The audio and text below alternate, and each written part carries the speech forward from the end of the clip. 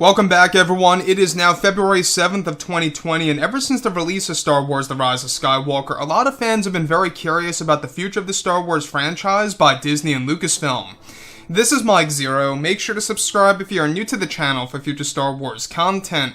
Now, one thing about Episode 9 is that we do know that this movie was a foundation to create new Star Wars lore by J.J. Abrams. Even Abrams talked about this before at the premiere of The Rise of Skywalker, that this movie really was a film to really introduce new concepts, and we do see a great example of this in the official visual dictionary of the movie, where you do get a little glimpse of all of the little, bits and pieces that we don't really get to see in the actual film. So, with that being said, everything moving on forward into the release of new Star Wars projects in the future. We're talking about the Kenobi series, the Cassian Andor series, the new Star Wars movies that come in the near future. And not just that, also other Disney Plus live-action TV shows and animated TV shows that are currently in the works by Disney. Now, when we think about Kathleen Kennedy, this is a person that obviously a lot of fans out there have issues with, a lot of hardcore fans especially, because she doesn't really know exactly how to run Star Wars as a brand. She doesn't really know what Star Wars is at its very core, and that's pretty much a given fact because Kathleen Kennedy really does not understand exactly what Star Wars truly is at the very bottom, right? So, when we look at everything here, why, of course, Disney and Lucasfilm, what they have done with the sequel trilogy, a lot of fans have had issues with this, and that now Disney and Lucasfilm are currently focused on their new Star Wars universe, also known as their new expanded universe, that is going to tell new stories of the Star Wars galaxy. Now, over the past few years, many fans have been very unhappy with how the Star Wars franchise has been handled by Disney, from films ranging from The Last Jedi to The Rise of Skywalker and how Solo failed at the box office. Though Kathleen Kennedy is still head of Lucasfilm, it's explained that major changes are being made to the creatives over at Lucasfilm by Disney, and that this is said to be a call made by CEO of Disney, Bob Iger, and that one of his big plans to clean house over at Lucasfilm was to take away all creative control from Kathleen Kennedy for any current projects now in development over at Lucasfilm. Now, this is said to include the Kenobi TV series, and that Kathleen Kennedy will no longer have any creative input on the new series to come in the near future. Initially, it was noted that Kathleen Kennedy would only have no control over projects after 2021. However, now her control over creative decisions have been taken away, and this includes the Kenobi TV show, where this is said to be a decision made by Bob Iger after seeing the decline in the box office results for The Rise of Skywalker and realizing that Kathleen Kennedy needed to step back on how things were being done.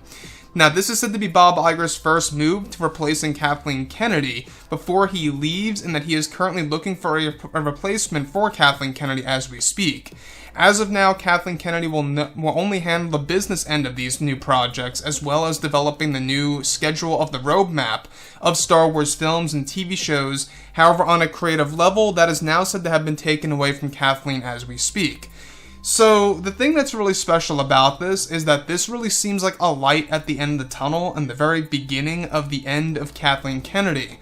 Now, Bob Iger, like I say, I never really had a big issue with him, but at the same exact time, we can certainly blame him on certain aspects of how Star Wars was handled. After all, it was Bob Iger who allowed Kathleen Kennedy to stick around even after The Last Jedi and the backlash it received. It was also Bob Iger who blamed Star Wars fatigue of being the issue as to why Solo failed at the box office. So, either he was very blind at the time, or he was just trying to cover up the backlash of the fan base, from the fan base of The Last Jedi, toward that actual movie itself. So, when we look at Bob Iger, sure, he was misguided as well with Star Wars, but Kathleen Kennedy is literally the embodiment of a figure over at Lucasfilm that doesn't really know what she's doing. So, taking away creative control from Kathleen Kennedy is something that should have been done a very long time ago.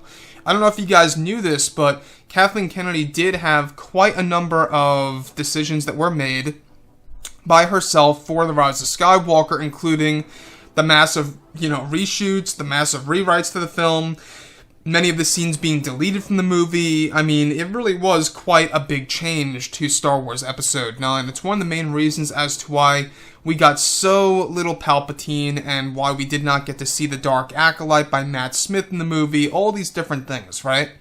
So, now, moving into the future, I think that this is a good move. I think that this is a fantastic decision by Bob Iger, and the fact that Bob Iger, yes, is leaving in 2021. In case you guys did not know, he's leaving Star Wars. Not just Star Wars, but he's leaving Disney overall.